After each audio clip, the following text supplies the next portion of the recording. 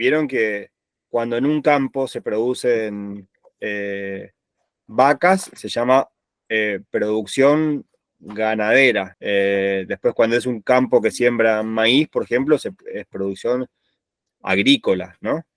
Pero ahora hay un nuevo término que es, en algunos campos, no hacer absolutamente nada, no tocar el suelo, el territorio, y dejar que la naturaleza se exprese tal cual es, y eso se llama producción de naturaleza.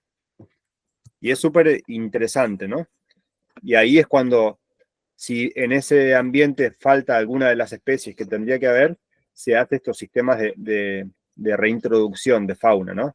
Bueno, falta algún animalito, entonces un equipo especialista de biólogos, de veterinarios, de gente que sabe mucho del manejo de algunas especies, va a trabajar para que ese ambiente se recupere y sea tal cual fue antiguamente. Así que el término producción de naturaleza también es una forma de pensar y pensarnos dentro de un ambiente natural en armonía con ese ambiente. Bien, hay muchos pinos en Argentina que, por ejemplo, no son pinos de Sudamérica, sino que son pinos norteamericanos que se los ha traído hacia aquí. ¿Es así, Jorge? Sí, así es y pasa en todo el país. Esto que están haciendo ustedes, chicos, a mí me parece genial, porque que puedan ir aprendiendo estos términos y la diferencia entre las especies nativas y las exóticas desde muy chicos, desde muy niños, me parece genial, porque la única forma de proteger a nuestros bichos, a nuestra flora y fauna, es con el conocimiento, con el aprendizaje. Nadie puede conocer, amar algo que no conoce, ¿no? Entonces, que ustedes conozcan las especies que hay en el territorio y sus ambientes y cómo viven y qué comen y cómo se comportan, no solamente de corrientes como estamos haciendo ahora, sino de todo el país, de Sudamérica y del mundo. Ojalá puedan conocer un montón. Es importante para tener una mentalidad que nunca dañe a las especies ni a sus ambientes, ¿no? ¿Hay alguna especie exótica ahí donde están ustedes que no pertenezca a corrientes o a los esteros? Sí, hay muchas, lamentablemente hay muchas especies de fauna y también de flora, ¿no? El pino es como el gran invasor, ¿no? De las especies de plantas, y después las especies animales que son invasoras y exóticas es el jabalí, el chancho cimarrón y el ciervo axis. ¿Vieron que antes vimos la foto esa de los ciervos de los pantanos? Bueno, ese es el ciervo más grande que tenemos en Sudamérica, el ciervo de los pantanos. Que ahí están juntos porque están buscando hembras y eso, pero por lo general suele estar solito. Las hembras por un lado, los machos por el otro. Eh, pero hay otras especies de ciervo, como el ciervo axis, que no es de acá, que andan en manadas. Entonces son grupos muy grandes que cuando encuentran a un ciervo de los pantanos lo agreden, lo hacen que huya, lo echan del territorio y le sacan eso que se llama nicho ecológico. ¿Qué significa eso? Que es el lugar que usan para vivir.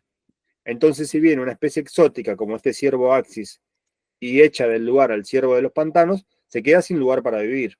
Entonces, es importante que haya un manejo de eso, de las especies exóticas, que no haya especies exóticas, ni de plantas ni de animales, porque si no, destruyen eso que buscamos, la armonía del ambiente, la armonía entre las especies, que puedan convivir todas las especies en un solo lugar.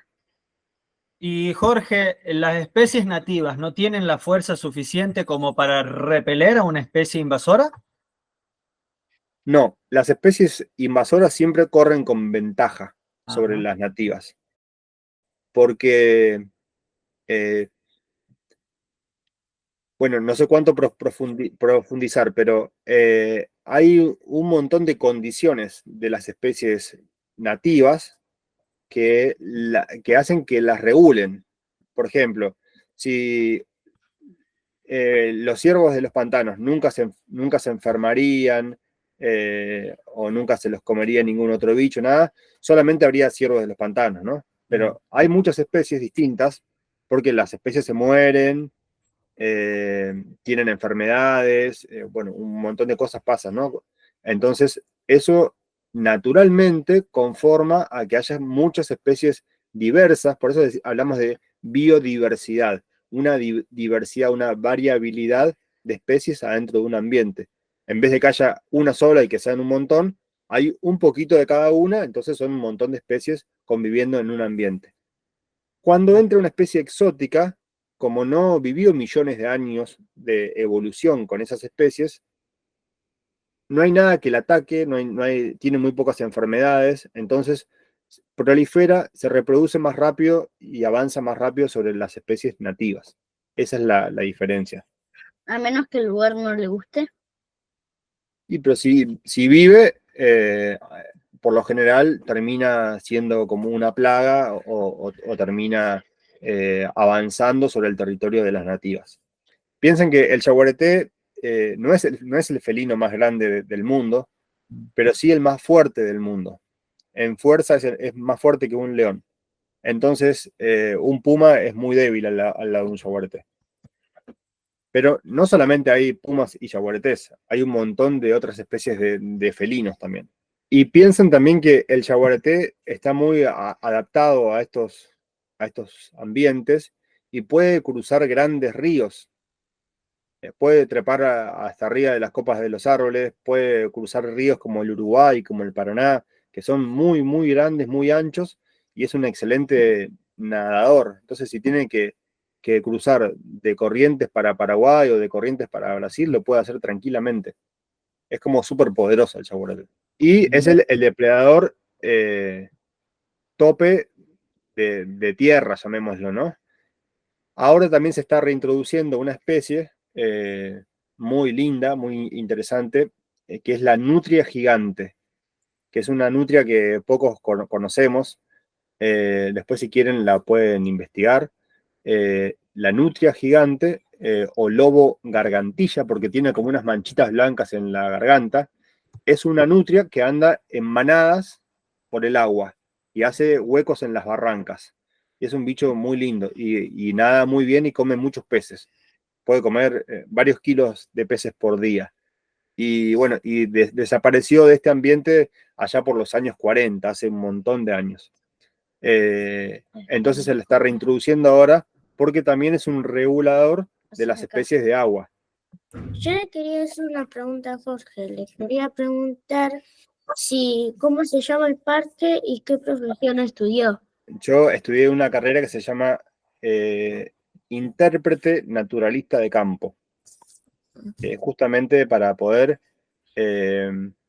mostrarle a la gente todas estas especies, estos ambientes, hablar de sus cuidados, de su importancia y de lo importante que es que podamos proteger los parques nacionales también para el ser humano, para tener más oxígeno, para tener muchas especies, para tener toda estas vivencias que estamos teniendo no solamente en los esteros, sino en todas las áreas protegidas del mundo, como grandes pulmones verdes y como un lugar donde la vida se hace mucho más linda con estos espacios.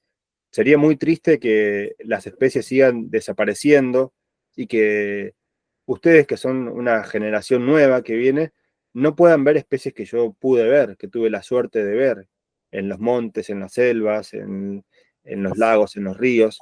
A mí me encantaría que cuando ustedes tengan hijos, también puedan ver todas esas especies. Y para eso tenemos que pensar no solamente en hoy, sino tenemos que pensar en el futuro de ustedes, de las generaciones que vengan, y para eso tenemos que cuidar con toda el alma estas especies y estos lugares, porque son parte de tener una buena calidad de vida, de un buen vivir. ¿Vieron el pajarito ese que aparecía en una de las imágenes que se llama Yetapá de collar?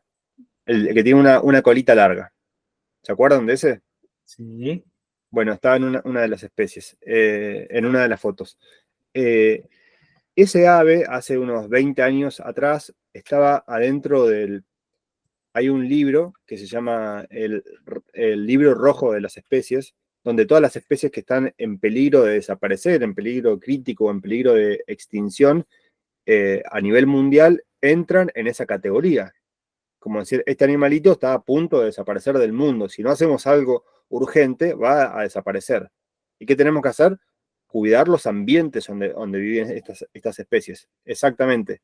Bueno, esta es la hembra del yetapá. El macho tiene otros colores, mucho más fuertes, pero la hembra tiene ese color. Fíjense el pasto que tiene atrás. ¿Ven? Es para, como la hembra es la que cuida los huevitos y los pichones, tiene que esconderse de los depredadores. Por eso se parece mucho más al pasto, ¿no? Bueno, esta especie, como le estaba contando, estaba dentro de ese libro de aves que estaban por desaparecer.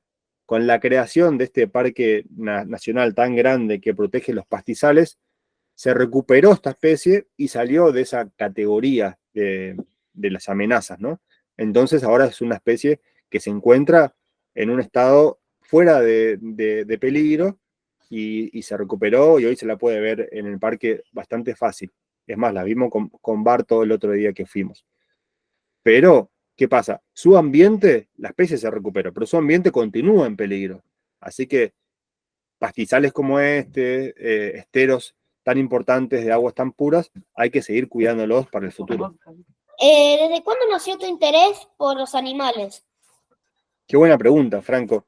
Yo pienso que desde muy chiquito. Y les quiero contar, si tengo un ratito de tiempo, un minutito, les quiero contar una anécdota muy rápido. Yo cuando tenía la edad de ustedes, creo que se está moviendo el más. Yo cuando tenía la edad de ustedes, por ejemplo, cuando íbamos a alguna feria o alguna plaza, ¿qué se vende hoy en las ferias o en las plazas? Bueno, puedes comprarte algo para comer, algo para tomar. ¿Saben qué vendían en las ferias y en las plazas? Vendían pájaros, vendían tortugas, vendían monos, para que vos te los compres y te los lleves en una jaula y los tengas como mascotas en tu casa. Aves que había un montón de señores que los capturaban de forma ilegal en el ambiente natural y después los vendían a los vendedores de pájaros y había vendedores de pájaros por todos lados y la mayoría de los niños teníamos aves en jaula. No solamente eso, en la escuela primaria, bueno, a la edad de ustedes, por ejemplo, si te portabas bien, la seño agarraba y te daba un pajarito el viernes, te daba un pajarito en una jaula o una tortuga para que te lleves el fin de semana para tu casa como si fuese un premio y el lunes los tenías que traer de vuelta. Fíjense cómo cambió todo y que ahora a ustedes ni se les ocurre tener un ave silvestre o cualquier animal silvestre en una jaula. Y están hablando de cosas tan interesantes como la reintroducción de fauna, la conservación, la protección de las especies, con la edad que tienen. Y yo tuve aves en jaula hasta los 14 años. Y para mí eso estaba bien. Y había señores que venían y me decían, en mi época ya había muchos chicos que jugaban a los videojuegos, y a mí no me gustaban mucho los videojuegos, me gustaba estar siempre con los pájaros y qué sé yo. Y me decían, qué bueno que te gusta la naturaleza, me decían. Pero estaba mal eso que me decían, porque la naturaleza estaba afuera, no estaba dentro de una jaula.